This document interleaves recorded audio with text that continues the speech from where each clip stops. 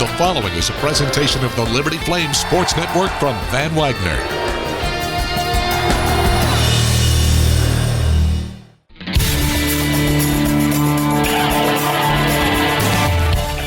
Broadcasting from the campus of Liberty University in Lynchburg, Virginia, the Liberty Flames Women's Basketball Show is on the air. Your chance to hear from Liberty head women's basketball coach Alexis Sherard comes your way on the Liberty Flames Sports Network from Van Wagner. The Liberty Flames Women's Basketball Show is presented by Freedom First Credit Union. Start banking with Freedom First today. The Liberty Flames Women's Basketball Show is also brought to you by Bojangles' famous chicken and biscuits. It's Bo time. Carter Bank. Life lived full. Coca-Cola. Taste the feeling. By Foster Fuels, providing reliable service for 100 years. Lynchburg Nissan. Nobody beats our prices. Nobody. Rogers Heating and Cooling, servicing Greater Lynchburg's HVAC and electrical needs. Thompson Brooks Insurance, planning today for tomorrow. And by the United States Space Force. Have a question or comment for one of our guests? Email lfsn@liberty.edu or post a message at LFSN Radio on X, formerly known as Twitter. Mills for three. Yes! Avery Mills from 3rd Street. Liberty leads 57-51. Now let's talk Liberty Flames women's basketball. Here's your host, the voice of the Lady Flames, Jamie Hall. Welcome into this week's Liberty Flames Women's Basketball Show. We've got an exciting program ahead for you as we look back at a successful week of Thanksgiving for the Lady Flames. So it kind of ties in pretty good. And then we look ahead to some very tough competition that Liberty has coming up in the next few weeks, including a very exciting trip for everybody on the team, I'm sure, when they play in Hawaii. Your chance to see the Lady Flames one more time before Christmas is when Richmond comes to town, another very good team, as that game will be on December 13th. That's a Saturday, and it's 2 o'clock in the afternoon, so perfect opportunity to come watch a little basketball, and then you still get some Christmas shopping going on after that. For information on tickets, you can go to libertyflames.com. We'll have Coach Alexis Sherard's thoughts about the upcoming games, as well as looking back at the Navy Classic and Virginia Wise a little bit later on. But right now we have Emmy Stout. Emmy, welcome to the show. Thank you.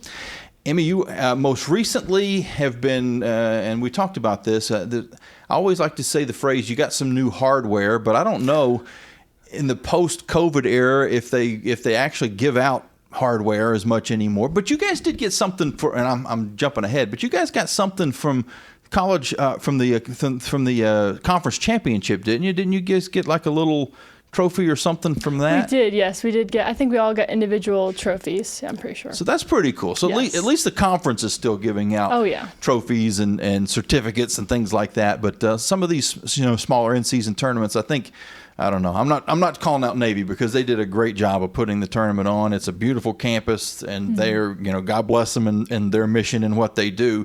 But I think a lot of people have kind of used COVID as a reason. Well, we don't want to hand out things anymore, and we don't give out pieces of paper because of COVID 5 years ago, and we don't, and so they stopped doing some of those types of things. So I don't know if you're going to actually get a physical trophy or plaque or anything, but you were named to the all-tournament team at Navy, so that's pretty cool. And you've accumulated a few of those already in your young career, as far as some accolades and all freshmen and stuff like that. Do those things mean anything to you now? I'm sure at some point when you look back, they'll mean a little bit more. Yeah, I think it's always nice to have a memory of just the different things you go through, different tournaments. And at the end of the day, though, I feel like once I get it, I'm like, oh, yeah, this is cool. And then I put it on my shelf, and I don't really look at it. It's more so of, like, I like to reminisce on, like, how we hung out as a team, or, like, how much we felt like that chemistry through that victory is really more of what I remember. Well, talk about the tournament. It was it's not, I say a tournament, it was a classic. Yeah. So you knew who you were going to play. As it turns out, you guys were the only team to go 2-0. So even though there's not an official champion, I think it's safe to say that if you're 2-0 and everybody else is either 0-2 or 1-1, that you won the thing because you got the best record. But the way that it worked out, the biggest challenge, at least on paper, was the first game that you played. It probably seemed like, just judging by last season and everything, maybe the best team that you were going to face was Duquesne in the tournament. Navy's pretty good too, but you didn't play Navy. Right. How did that game go? What's your recollections from that ball game? I think overall it was a good game. I think we started off a little slow, and I think that always hurts us. But I think what's great about our team is that we always pick it up, and we always bring it back in the next few quarters. And Coach always has this goal in mind, we have to out-rebound every single team. So every time he's like, hey guys, you're either down -2 or you're up 4. And so I think throughout that game we were really able to stay on top of the rebounding, and I think that's what really helped us win the game. And Duquesne was a very good rebounding team coming in. It's early in the year, so stats don't quite matter as much yet. But in the early year, they were top 10 in the country, and you guys were like a tenth of a rebound behind them. So it was really seemed like that was the one stat to pay attention to. But they made a run. They made it maybe more interesting than you wanted. After a 21-point lead, they got it down to 4. From a player standpoint, from a coach's standpoint, you're thinking, oh, when do I need to take a timeout? What can I do to stop the tide here? But when you're sitting on the bench and you're talking about, well, when I get back in the game, this is what we need to do, or maybe you're on the floor and you're trying to get some insight as to what needs to change. What was kind of those conversations? I think the biggest thing that we talk about, if I'm either on the bench or on the court, is we just got to bring our energy. I feel like when our energy drops, that's when they have that run, and then we're like, oh shoot, they just made that basket. Oh shoot, we just made a turnover. It's more of, we need to bring that, hey, let's pick up. If we miss a shot, we need to come back on defense, start clapping, start bringing that energy, because I think that'll help us get back into our momentum and stop there so that we can make a run. But I think that's what kind of happened. We kind of got down a little bit. They had their run, but then luckily we're able to, well, not luckily, we were able to bring back our energy and come out with that win. You've played a lot of basketball with Avery Mills, and she kind of put on a little bit of a show in the fourth quarter of that ball game. But then Duquesne, one of their players, Barros, I think was her name, she was shooting the ball well too, and it became a little bit of a duel. Avery would hit a shot, and then she would hit a shot, and it kind of went back and forth. And I know you're not a fan watching the game in the stands, but sometimes when you've got two shooters that are just getting into it, they're in a zone, can you become a spectator a little bit and you're just sitting there watching the show like everybody else? Yeah, I definitely think so. I think especially as a post, you depend on the guards to get to the ball. So sometimes when they're having that shootout, it's more of just okay, if they don't miss this shot, I got to make sure I'm there for the board. And if they make a shot, it's okay, I love it when they make a shot, but it's dang, I just am all the way at the block and now I have to run all the way back. And then when they make a shot, I'm like, what the heck? Can I just stop running? But it is really great because it does make our life easier when the guards shoot the 3 and make it. I'm like, okay, cool. I don't got to box out. I can run back on defense. So, but yeah, definitely sometimes feel that way, especially when our shooters get hot, like Claudia, Avery, Queen. When they get rolling, it's shoot, let me just sit back and let them take the wheel. Did you, and I think I asked Avery the same question after one of those games, did you envision when you were in high school and the two of you won a state championship and then you knew you were going to be coming to Liberty together, did you envision that it would be this soon in your college career, especially you, because you thought you were going to redshirt last year, that you two would be, Batman and Robin as far as the team was concerned, and that you were going to be leading the squad in scoring, and in your case, one of the better rebounders as well? I definitely did not in my wildest dreams. I always thought, okay, and especially when I was redshirt, I'm like, okay, I'm not going to play this year. Next year, I might get off the bench. I have Emily Howard in front of me. And then I was maybe my junior year, that's when I'll be okay, maybe I'll get more minutes there. But and then I get my redshirt, I was okay, well, even still next year, Emily Howard, I'm going to play behind her. I'm going to get a few minutes there. And then when Emily Howard transferred, I'm like, oh, shoot, who else is there? It's just me. And I'm like, wow, I might actually have to play a lot. And I was really nervous, but again, having that camaraderie with my team and them always being there to support me has really been helpful. But yeah, I never thought of it like this. Yeah, the player you were behind last year is now playing professional basketball, so you kind of got to learn some moves and some things from Bella Smuda, and she learned it from Maya Berkman, and she learned it from Kean Green, and there's kind of a tradition of post players that Liberty has established. And one of the first, well, I shouldn't say one of the first ones. There was basketball before Katie Feenstra-Matera, but one of the best ever, certainly, Yes. is your post coach. And she kind of walked through before we started recording, and you guys were, teasing each other a little bit. And you said, "Oh, you're ruining it." We weren't even started yet, but so there seems like there's a good relationship between, not the entire coaching staff, but especially the post coaches. You guys. Yeah, I don't want to say you're a special breed, but it takes an unique individual to want to get beat to death for 40 minutes a night. And so Thank you. You guys are kind of in the same fraternity. Yeah, for sure. I think, again, having Bella as a great role model that she was, like, I would get beat up in practice every single day. And I'm like, what the heck? There's nothing I can do against her. Like, I can't do anything. And slowly, it took a while to be like, okay, no, like, I'm actually learning stuff. I'm actually, like, she's teaching me a lot. And then having Coach Katie as a post coach, like, there's not a better post coach I could ever ask for. Like, truly, I feel like our posts, like, yes, we have our whole team, but like, we're always a nice tight knit group. And we have, of course, Lynn coming in. She's a great addition, post player. She's super strong, super physical. So adding all that together, I really think we do have to get down and dirty in that post. So I think it's really important to have those strong players, and it's really nice. Only being a sophomore, does it, and having a freshman now, I don't say under you. It's not like this is a assistant manager relationship or anything like that. But when a freshman comes in, just like you with Bella, you do probably feel a little bit of an obligation to show the ropes and here's what to expect. But you're only a year into this yourself, so has that been tough? Yeah, I don't really have much to teach her. She figures it out really quickly. I don't even need to help her. She's adjusted super duper well.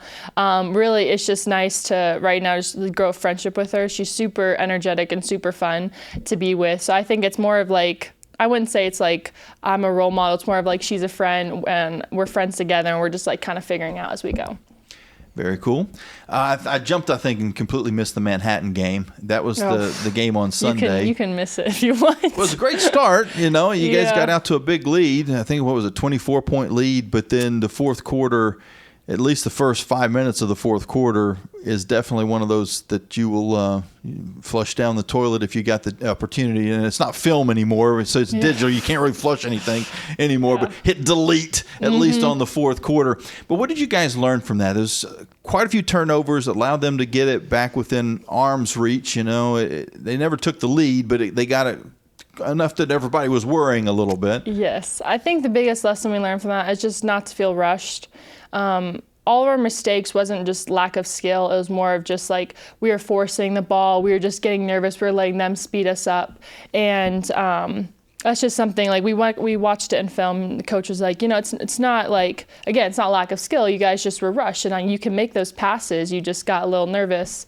And I think we did it in practice today, or not today. I think 2 days ago, we're having the guys press us like just as hard, trapping it, and we're able to get through just fine. So coach was like, you guys just need to take a breath, relax, and let's not repeat that mistake because I don't think we will.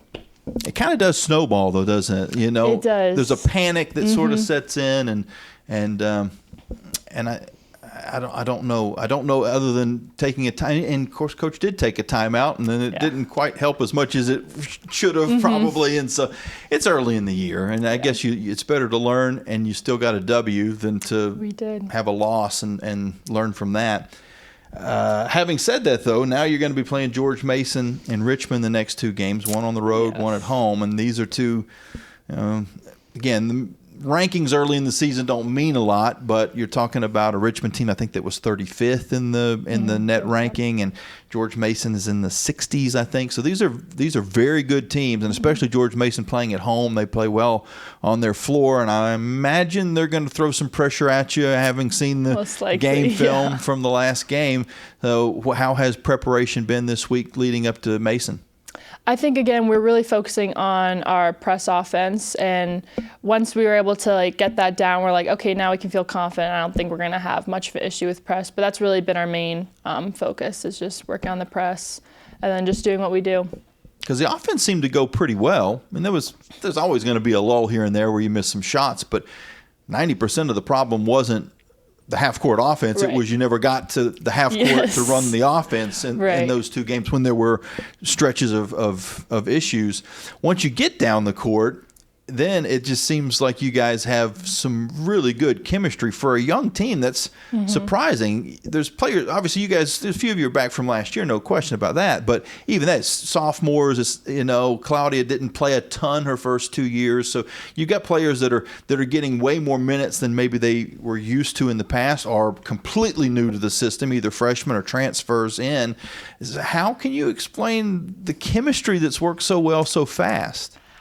I'm honestly quite shocked about myself. Like, the way we're all able to just come together as a unit and play together as a unit is truly just, I think really our off, like the court, doing stuff off the court has really helped us on the court. Because again, we have like Ify, who redshirted and now she's a starter. Claudia, who didn't play as much, now she's a starter. Then Avery, who did play, but then like now she's a starter. Liz, of course, our only returner starter. But I think just we have such a great, like they all have such a great skill set, and I think we just complement each other well. Like anyone can score on the court. Even our freshmen, Emma, Lynn, and Z, they all come off like powerful off the bench. So I think just it's the part of like the skill that they have, and then just the chemistry we're able to build, and just our culture, I think, has really helped us come together. We have culture meetings that like really push like a team attitude, a team perspective, like going after that 95%, which is like everything but scoring. And I think that's really helped bring us together and show it on the court.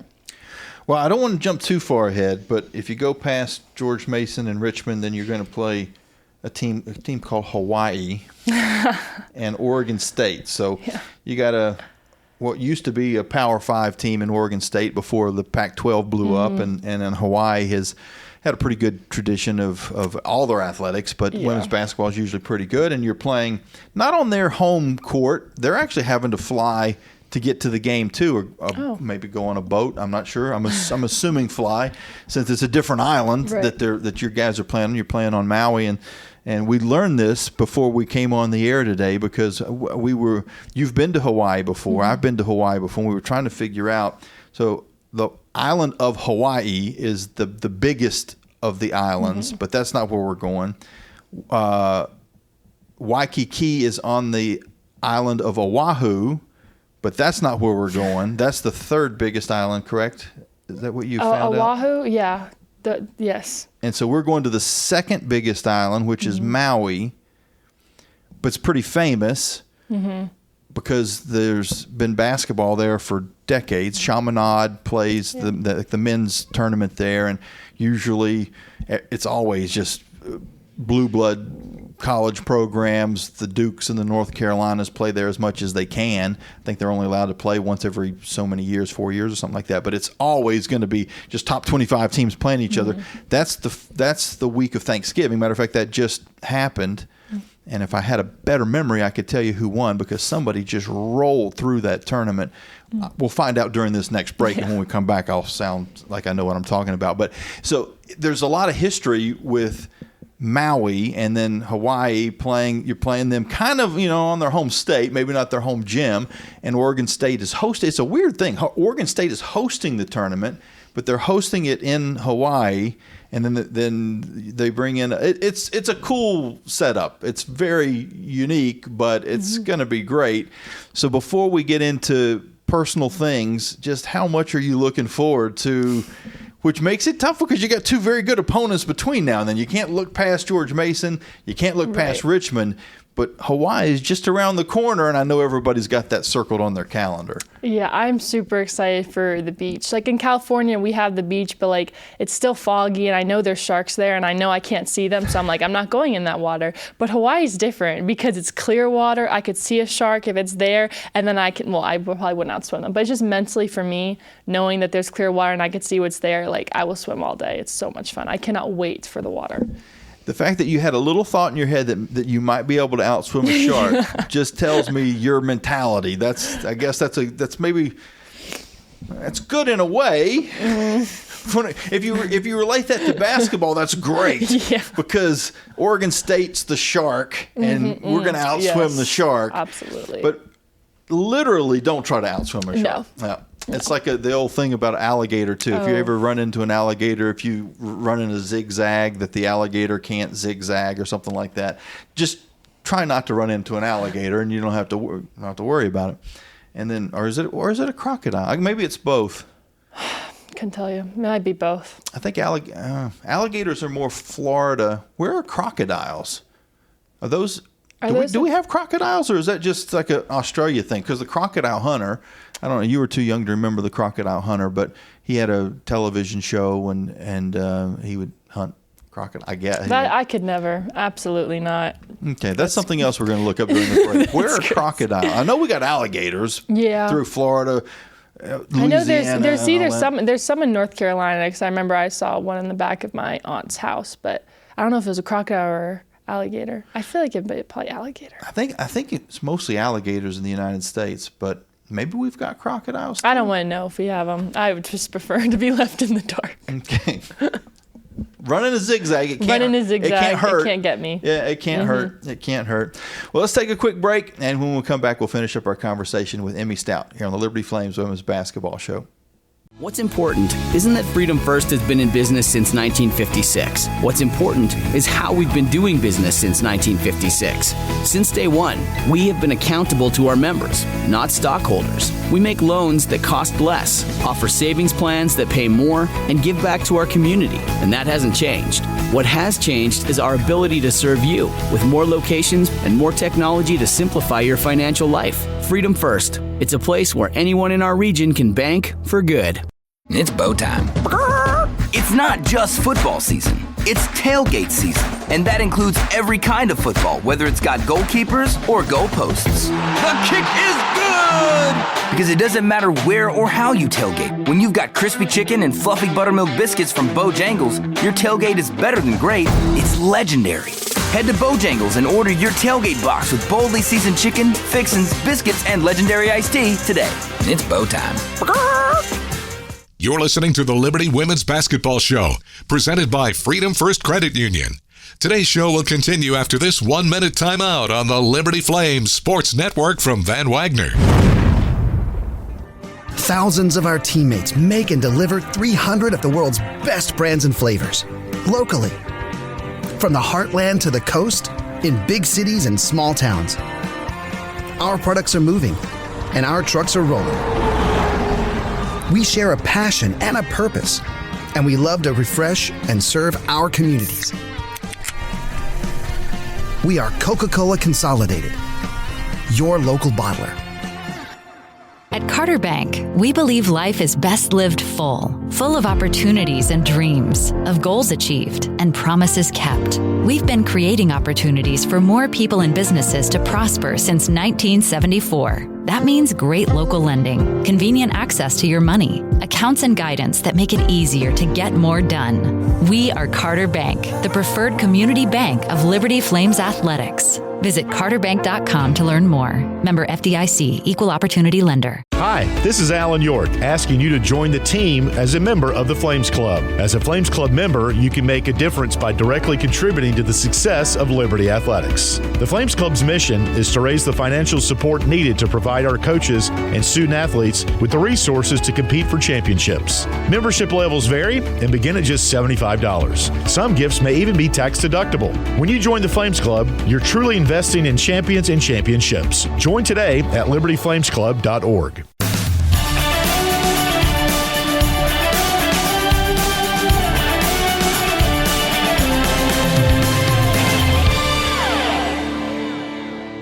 Welcome back in to this week's show, and we've got an answer to all of our questions. And I'm going to start, because otherwise I'll forget what my questions were.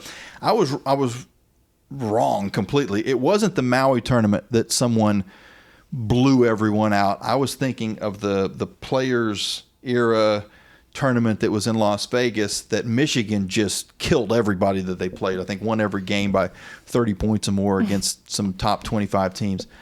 In the Maui Invitational, it was USC that won, but they were all close games. They won a bunch of the 3 close games, but they won the men's Maui tournament. Michigan won the Las Vegas $1 million tournament, and then Texas's women, where we played a couple years ago, they won the women's version of that tournament. So they got all that cleared up. And you have an answer to our crocodile quandary. Yes, so alligators apparently live in a bunch of the southern states, and they coexist with crocodiles in Florida. But mostly crocodiles are found in Australia and Africa.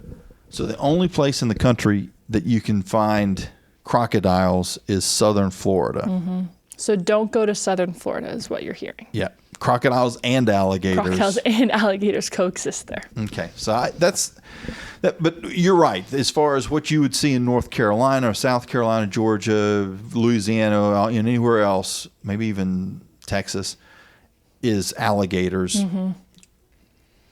I don't know. I think the crocodile has like a longer snout. It's like a pointed snout. Yeah, I think crocodiles like that A-shaped snout. Yes. Yeah. I mean, or alligators. Oh, you know what?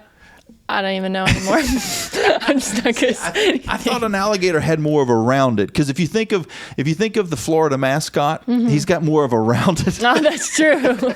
That's true. We're breaking this down by college mascots is our knowledge of not environmental things, but what science would we be talking about right now?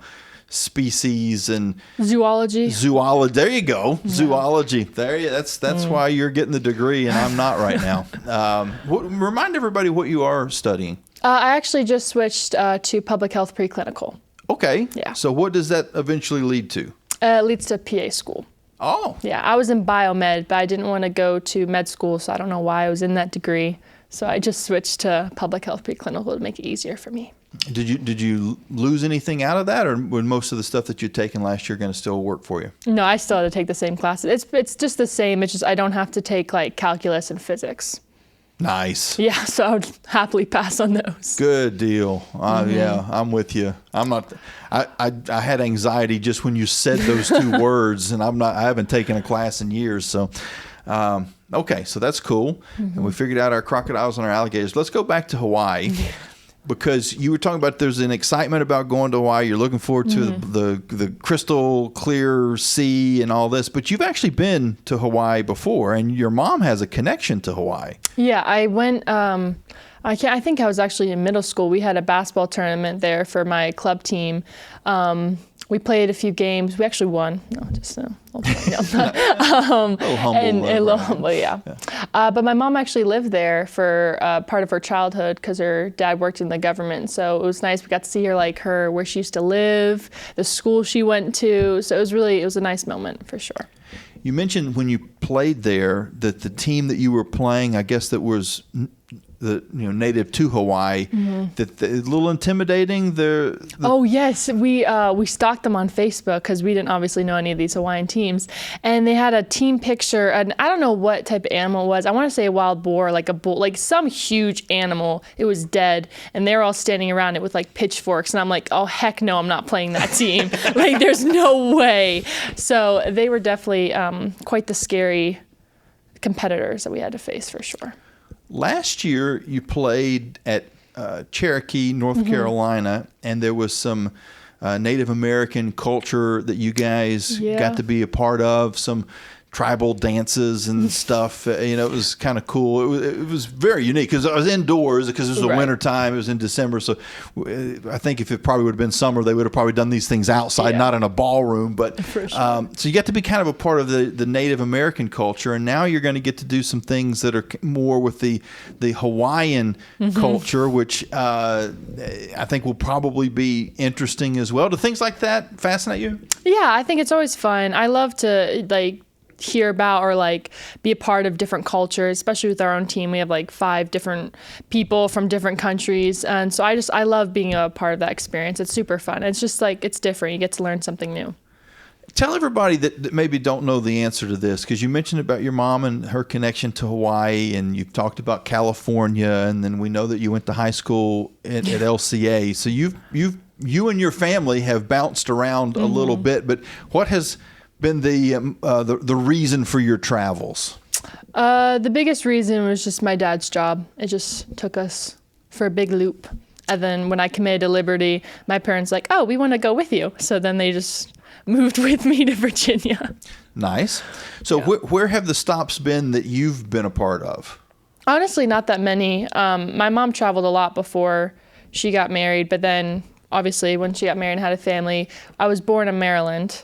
And then we moved to California when I was in middle school, stayed there for about 8 years, and then moved to Virginia, so back across the country, and then now we're here. Which part of California? San Diego, very southern part. So that's the most consistent weather in the country. It seems like it's always 75 to 80 and usually not a lot of rain. Nope. I had to buy so much when I got here. I had to buy a winter coat. I had to buy like a puffer. I had to buy gloves, a hat. I was like, what is this weather? Like, take me back to California. I never had to worry about anything. It was always like 70s, 60s all year round. It was beautiful.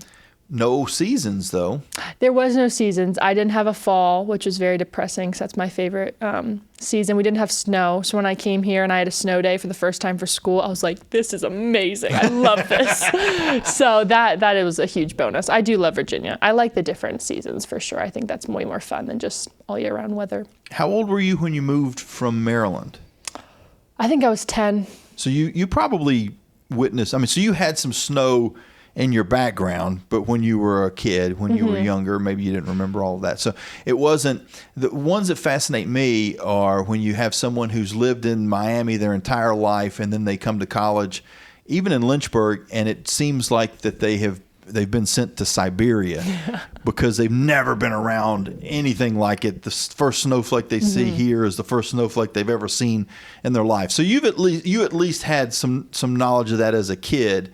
But then it's easy to forget things. So if you were in San Diego for 5, 6, 7 years, whatever that was, it's easy to kind of go, okay, this is life now, and I don't really remember all the negative things. Not that Maryland, I don't want to make it seem like Maryland's a bad place, but from a weather standpoint, compared to San Diego, summers in Maryland are about as good as it gets as far as going to the beach. Yeah, that is true. The humidity is what got me in Maryland, though. I just remember, like, I have bad skin, so eczema. I'd be so hot. I'd be like my mom would be like, go outside and play. I'm like, I don't want to go outside and play. It's so freaking hot. It was hot. I think Maryland. Really? The humidity, it got me. Like, when I came to California and there was no humidity, I was like, I want to stay here the rest of my life. Like, I feel so fresh. I can go out and do whatever. But Maryland did have its perks. But yeah, I think, I don't know, the humidity really, really got me there. See, I think when you talk about Florida, Miami is nice in November, December, January, February, and then it's miserable the rest of the year. If you go up to Jacksonville or someplace like that, it can be a little chilly in the middle of winter, but then spring and fall is amazing there, and summer's bad. Yeah. If you get up further, Myrtle Beach is great, in except for maybe June, July, and August. Then it's kind of too bad, but the rest of the year is pretty good. Then it's really cold in the wintertime. They can even have snow. So it's just the different levels of beach. When I think of when you get past D.C. and you start moving up the Northeast, to me the summers there are as good as you can expect from a beach standpoint. But then again, I've never really been on the West Coast, because I think of the West Coast as being actually cold water, and maybe not in San Diego, but if you go up to San Francisco, it's like you don't even want to get in the water. Yeah, it definitely depends. The higher you go, the definitely more colder it is. But I think, we never went to the beach in Maryland, so I can't even really compare that. But I think for California, it was cold water, but I think with the nice weather you had, it was refreshing.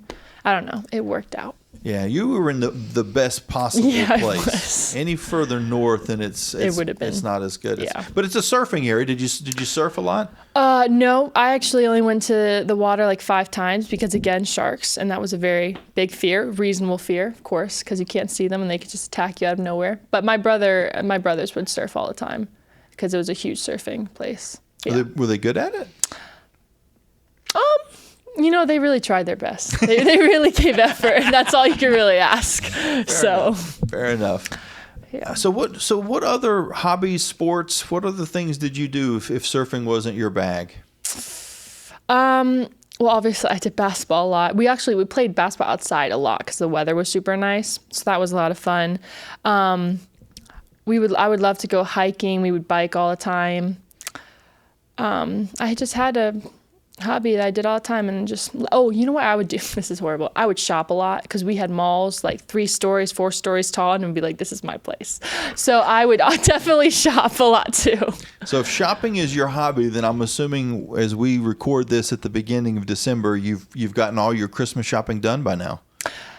You know, I got a lot of shopping done for myself right now. I don't have it for other people, which normally I'm on top of, because normally I love to shop for other people and I love to do gifts. I spend way too much money on gifts for Christmas because it's just so fun. But yeah, I am actually a little behind this year, which is kind of disappointing because normally I'm on top of it, but this year it's just a little slow for me. Are you online, or do you want to be inside the store? For myself, I just do online because it's easier. When I like to go shopping for other people, so I like to like see what I pick out typically. Yeah, I think school's really been kicking my tail, so I've been slow start. Yeah, and you guys were on the road for Black Friday. That was very disappointing, yes. And now online, they kind of turn it into Black Friday's a week, and then Cyber Monday. So as soon as Black Friday's over, then it's Cyber Monday for 3 days, and some places even extend that out a few days. So it's like 2 weeks of sales. You just have to know where they're at, between Amazon and Walmart and whatever else. But what's your go-to store? If I said, all right, we're going to give you a shopping spree, a basket, and then you've got 2 minutes, and anything in the store that you can get in your basket in 2 minutes, get to the front, and you get to keep it all. What store would you pick? So it has to be a physical store? Physical store, okay. Yeah. That's a really good question. I think it would either be Kohl's or I feel like Lululemon, because I would never go there because it's so expensive. But if I can get whatever I want, I would just haul a bunch of stuff. If I could do that, I would choose the Truist Bank on. They just got to have the vault open. I don't even need 2 minutes. Yeah, that's a great idea. Actually, that's give me genius. 20 seconds. Just 20 seconds. I'm good to go. That would be quite the adventure. That probably wouldn't count, but no. I mean, hey. Well, I hope the rest of your Christmas shopping goes well, that you're able to get everything knocked out. Just a thought, there's probably some really cool stores in Hawaii. That is true. You could get everybody some Hawaii-themed Christmas presents. That would be, I think they would appreciate that. I should bring a bigger suitcase. That's a good idea. Yeah. Smart. Your brothers might not want a grass skirt, but they might need one. You never know. You never know the occasion. Very good. Well, Emmy, it was always fun talking to you, and we wish you nothing but the best the rest of this season, and have a lot of fun in your travels the next few weeks. Awesome. Thank you. We'll be back with head coach Alexis Sherard right after this here on the Liberty Flames Women's Basketball Show. Turn up the heat. Foster Fuels is a proud partner of Liberty Athletics. Fostering warm moments for 100 years, Foster has been providing exceptional propane and gas services throughout Central Virginia and surrounding areas. From propane to fireplaces and tank installs to tankless water heaters, Foster does it all. Visit fosterfuels.com or download the app to order fuel, pay your bill, and more. Get the customer service you deserve and turn up the heat with Foster Fuels in the Liberty Flames. Lynchburg Nissan's model year end sales event is on, and the savings are huge. Remaining 25 models are tariff-free and have 0% up to 60 months. Discounts up to $7,100 off MSRP, and new cars starting at $18,950. Lynchburg Nissan is ready to pay up to 130% of fair KBB for your trade, too. We also offer guaranteed credit approval. Inventory is limited and selling fast. Stop by or schedule your appointment at lynchburgnissan.com, home of the million-mile warranty. You're listening to the Liberty Women's Basketball Show, presented by Freedom First Credit Union. Today's show will continue after this 1-minute timeout on the Liberty Flames Sports Network from Van Wagner.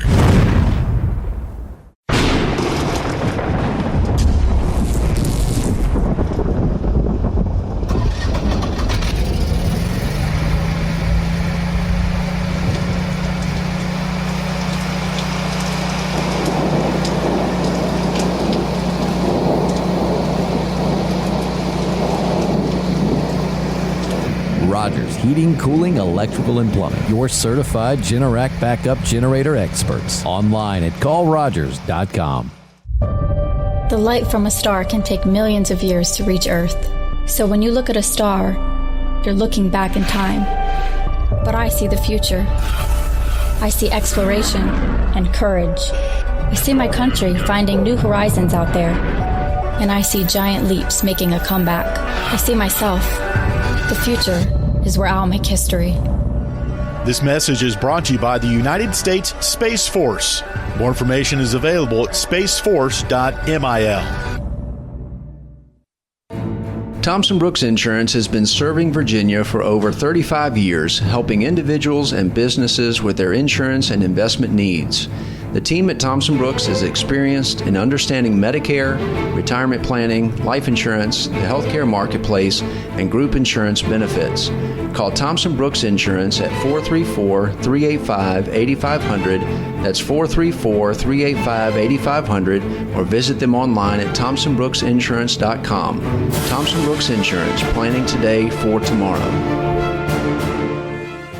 Have you downloaded the Liberty Flames mobile app? If not, what are you waiting for? The Liberty Flames mobile app is your lifeline to Flames athletics. Get the latest news on your favorite teams, find upcoming schedules, buy and download tickets to the next game, listen to podcasts, and hear our online Liberty Flames Sports Network audio broadcasts. Pass caught into the end zone. Light 'em up. Touchdown, Liberty. It's all on the Liberty Flames mobile app. Download it for free from your mobile app store today.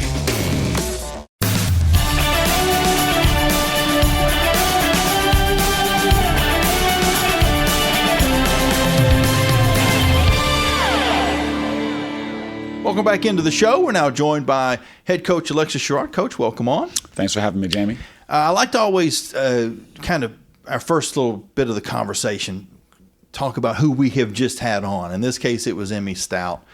And every time and this isn't the first time, when I say her name, I think this was after, I don't know if it was Manhattan or Duquesne, her name came up and a smile came to your face. Every time I say her name, a smile comes to your face. It just happened again.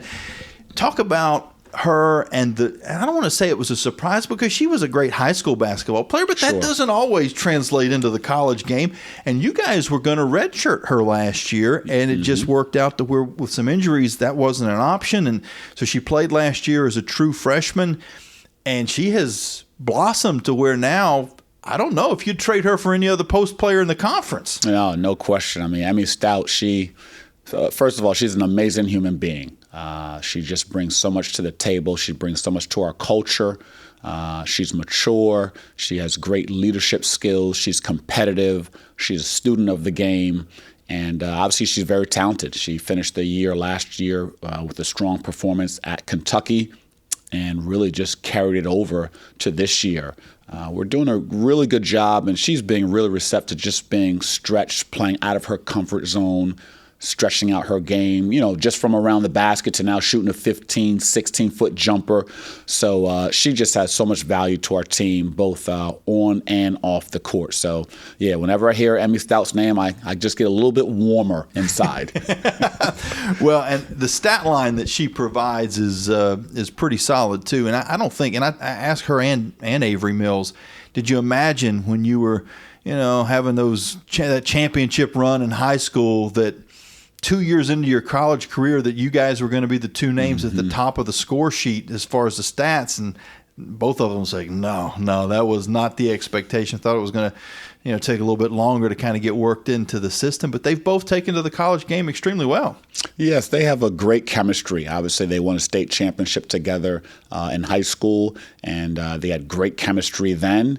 And even here, Liberty just transferred right into college. And, those two in a two-man game, pick and roll, that's a very, very difficult situation for any opponent in the country. I mean, they're both very unselfish. They have a great feel for each other, and they work well together. But Emmy Stout, I mean, like I said, she's really expanding her game, finishing well inside. She's rebounding.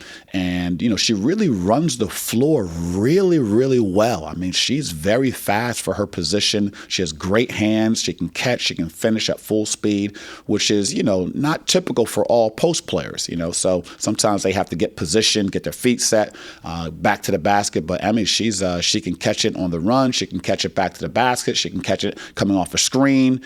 So we try to get different looks for her on different spots on the floor just to maximize her potential. And she's been doing a great job. Well, both those young ladies played well at Navy. And I guess I should probably bounce back because there was a game even before that since we've done a show, and that was UVA Wise. So let's go in reverse order since we're already talking about Navy, and we'll come back to that. But they both played extremely well. It was a Jekyll and Hyde kind of tournament. You won both games. You're the only team that went 2-0. So the de facto champion of the Navy Classic, you can't ask for anything more than that. But boy, the girls gave us all a little extra indigestion and, some heart murmurs and whatever you want to say during the second half of both of those games, because it got a 21-point lead, 24-point lead, got down to, I think, 4 and maybe 5 points in both of those games. So a little bit of a lull during a stretch in the second half, and a few extra gray hairs now coming out of that tournament. But you won, and ultimately that's all that matters. At the end of the day, you won the basketball game, and I'm sure some lessons were learned out of it as well. Sure. I mean, with this team, I've always said, we are learning how to win. Maybe a month ago, we may lose that game. So, just with regards to progress, learning how to win, Manhattan did a great job. And our team, they know it's a game of runs. And at each timeout, we were saying they're going to make a run. So it was just a matter of how we handle it, how we minimize their run. Obviously, we unfortunate turnovers that made the game a lot closer than it should have been. But, our team was able to persevere, withstand their run, stick together, have the maturity to end up coming out on top after the full 40 minutes was over. As a new head coach, and having been an assistant coach for so many years, and being the one that's kind of maybe making a suggestion every once in a while, Coach, we might need a timeout or something like that. Now you're the one making those decisions. And I saw a great clip from Bobby Knight, and he was still at Indiana, so this had to go back quite a while, talking about when to take a timeout, when to stop the momentum another team has. And he said, sometimes I take back-to-back timeouts just because I knew we needed it. And sometimes I'd take a timeout and I'd go into the huddle and I'd say, I don't know how to fix this mess you've gotten yourselves into. Talk amongst yourselves until you figure it out. It's like sometimes I'd take the starters out and say, you're going to sit next to me until you figure out what we're doing wrong, and then I'll let you go back in. And so there's a lot of different, that was 10 different philosophies that Bobby Knight said, and he's just one coach. A lot of different philosophies as far as when to take those timeouts to stop momentum, and when to let a team kind of work their way out of it on the floor, make a wholesale change from one unit to the other unit. Is that something that is still a work in progress, I guess, for you? Yes, it is. There's so many different categories that you can check the box that qualifies or equates needing a timeout. There's a plethora of reasons why you could use a timeout. That particular game, I didn't feel that the game with regards to winning or losing was in jeopardy. With a young team, I really wanted to test them. To me, it was like a basic one big special situation. And, iron sharpens iron. And, for us to have that live special situation in a real game, I just wanted them to feel it a little bit. I think we used a couple in the third and fourth, but I wanted them to kind of figure it out on their own. And I'm just thinking long-term, big picture, because if they have to figure it out on their own, that's just going to make them more mature, make the decision-making a little bit more easier in the future. Now, obviously, I wouldn't jeopardize the game, and we were fortunate enough to make some shots, get fouled. I think there was a flagrant foul. Liz got tripped. That gave us 2 free throws, put us up 8. So, I don't think there's any set formula on when to call timeouts. It's obviously, up to the coach's discretion, the assistant's discretion. But, I was very, very pleased how they handled the adversity of the game with Manhattan making their runs and us still being able to persevere and win the basketball game. We've joked about this before, but the 2 of the head coaches that you've worked under have such different approaches to timeouts. When you work for Pete Gillen up at Virginia, sometimes he wouldn't have any timeouts at halftime. He would use all 4 of his timeouts in the first half. And Kerry Green almost always had all 4 of his timeouts for the last minute of the game, especially in this era of being able to advance the basketball. And that's a good question, because you can see in the first half there's times that maybe the starting group is gassed, but you don't want to take them out because it's a close game and there's a run and you want to keep the run going. And so you maybe take a timeout to just give everybody a minute. Same thing. If the other team goes on a run, you might want to kind of squelch that momentum. But you also in the back of your head know if this is a close game, right, you want as many of those in your back pocket as you can in the final minute, because then it turns into advance. We've seen sometimes with both teams have 4 timeouts, you're advancing 8 times right, in the last minute. So is that something that you have to kind of weigh as well? Yes, absolutely. I mean, obviously, if your team has a bad start and you're down 10-2, you kind of want to stop that run. That could definitely, equate to needing a timeout. In the back of your mind, you want to keep a couple timeouts at the end of the game, fourth quarter, under a minute, being able to advance the ball, as you mentioned. That's a huge advantage. I mean, that kind of takes away the full court pressure. That kind of obviously puts you closer to your basket. But then, it could be a tight game in this third quarter and it's a tie-up or the ball's fumbling. You want to call timeout just to save the possession. So as I said, there's just so many different categories that could equate to needing a timeout. It's just really a feel for the game, a feel for your opponent, feel for your own team, and how the game of runs are going. Are they going in your favor? Are they going in the other team's favor? Because if a team has a few runs, I mean, you could be thinking saving the timeouts for the fourth quarter, but by the fourth quarter, you're down 25 points. And, it doesn't make any difference. So, yeah, it's kind of a feel for the course of the game and, what's going on, how the possessions are flowing, how your team is responding to their runs, how are we making runs on their team. So, like I said, I don't think there's any rhyme or reason or any set theorem. I think every game is a unique game in itself. And I think that the uses of timeouts in one game could be completely different than the use of a timeout in the next game. So it just really depends on that particular game and how, whatever you think takes to win the basketball game. Both those games were very similar in that you jump out to a big lead, the other team makes a run, they get it into single digits, down to where it's almost a one-possession game, not quite, and then you are able to reopen a comfortable margin and at the end. If you flip back a game, the UVA-Wise game on Wednesday before the tournament at Navy, from start to finish, you had control of that game. You were able to use the bench quite a bit. Everybody played about the same amount of minutes, and we saw kind of the coming out party for Lynn Peters. She had a huge game, and I think we talk also about Liz getting, she doesn't always get the numbers and doesn't show up on the stat sheet, but is always doing the intangibles. I think we've got some competition for Liz because Efi does a lot of that same thing too. Right. Doesn't always show up scoring a ton of points, but she has just been a consistent rebounding machine for you, averaging double-digit boards, got so close to a double-double in her last game. Right. So those 3 young ladies that don't always... Although we did talk to Efi after the Manhattan game, and she was great on the radio with us, but they don't always get as much publicity maybe as the scorers are going to get, or the 10 assists from Claudia when she came back, which is, we need to talk about that too, as far as her coming back from illness and playing so well. But talk about those three grinders that you got with Liz, Efi, and Lynn. Yeah, so Elizabeth, Efi, and Emmy, that 3, 4, and 5. I honestly feel like we could play anyone in the country with those 3 in the front court. They do all the intangibles. Liz, she's usually going to guard the best perimeter player.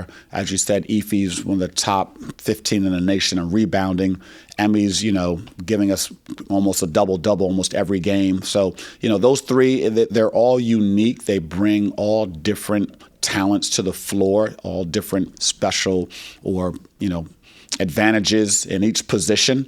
But I just love their flexibility. I love their ability to run the floor, their ability to defend at their position, and they're very, very, interchangeable. Like, obviously Liz and Efi can lead the break and transition, which brings another dynamic to our team, an advantage. Emmy runs the floor so well, and they play well together. They feed off each other, and like you said, they just do a lot of things that don't show up on a stat sheet, whether it's a deflection, whether it's, help defense, whether it's, contesting a shot that alters the offensive shot. So, a lot of things that don't show up in a stat sheet. And, as a team, we really focus on a 95%, which is basically everything besides shooting the basketball. So there's just so many other categories that we can focus on, that we really focus on as a team, that don't involve shooting the ball. Because some days when you shoot the ball well, it's a great day. But some days you shoot the same shot and it just doesn't go in the hole. So we really try to focus on the other 95% of the game, and those three players do a great job of doing that to bring success to our program.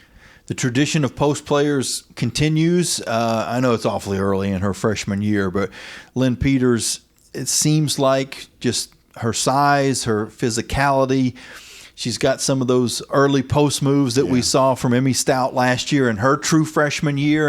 And I asked Emmy, I said, you got to be under Bella, and then Bella was under Maya, and Maya was under, so you just go all the way back. You pass Katie Feenstra-Matera somewhere in that tree, and then it goes back beyond her too. Her sister played before that.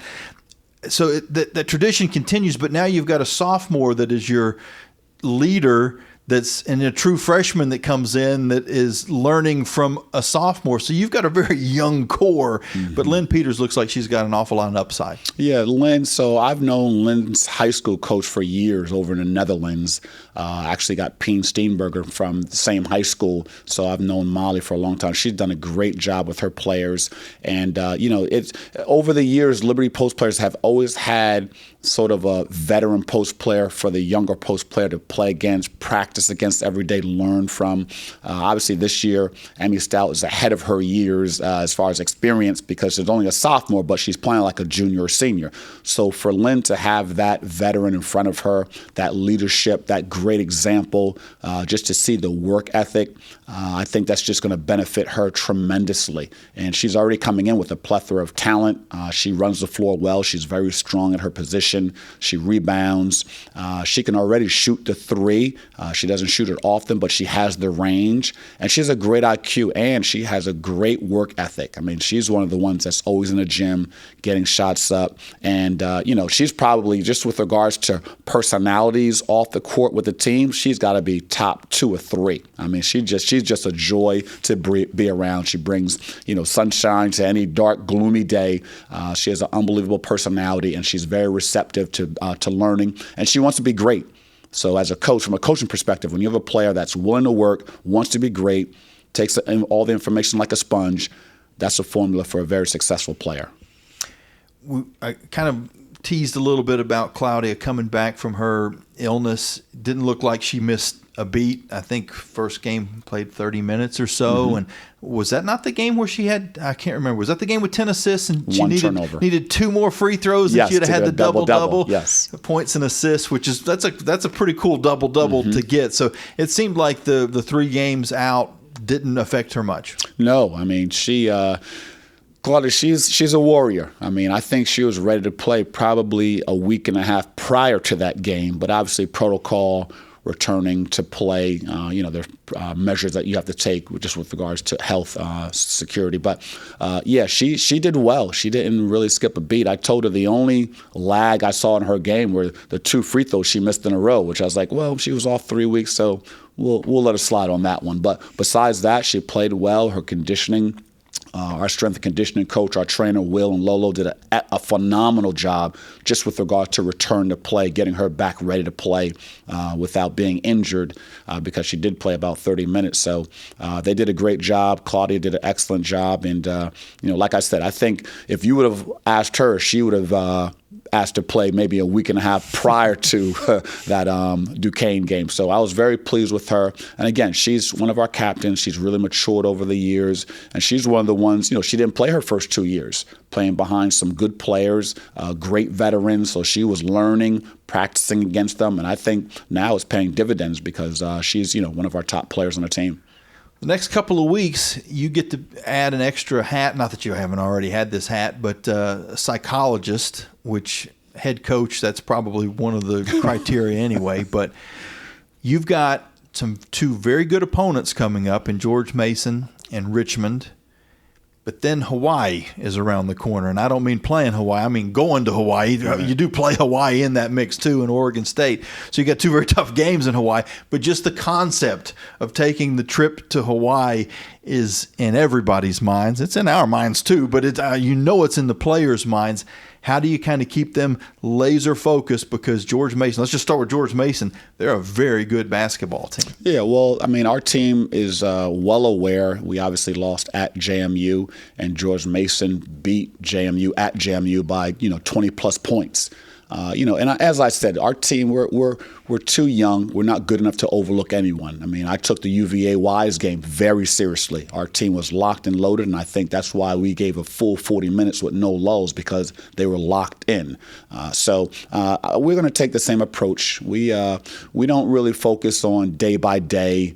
We don't focus on hour by hour. We focus on moment by moment. So, I think it's a progress. It's a marathon. It's not a race. And we always say the next game is the biggest game of the season, simply because it's the next game. So I don't think we'll have any issues overlooking. Obviously, Hawaii will be an unbelievable opportunity, an unbelievable trip, but that will be, in a couple of weeks. I think we'll be all locked in just with regards to George Mason, who's playing very well. They have unbelievable players. Walton is one of the top players in the country. On the East Coast, she's playing great basketball. So we'll be locked in and put a good game plan together and try to put together a good showing.